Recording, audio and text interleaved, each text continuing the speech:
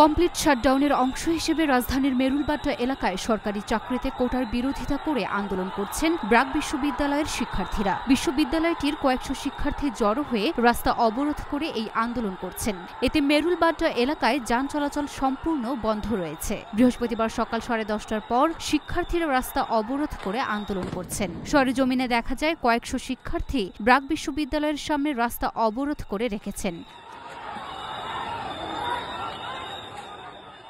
এ সময় মেরুলবাড্ডা এলাকা দিয়ে যাতায়াতকারী সব যানবাহনের চলাচল বন্ধ রয়েছে। শিক্ষার্থীদের সড়ক অবরোধের কারণে রাস্তায় শত শত যানবাহন আটকে আছে। আন্দোলন থেকে শিক্ষার্থীরা নানা স্লোগান দিয়ে যাচ্ছেন।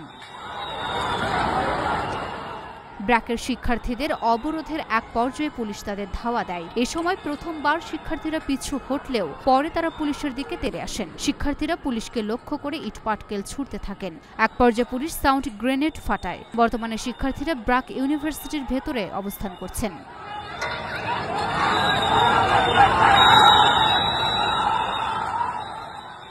Luna Afroz Nipa, Dhaka post.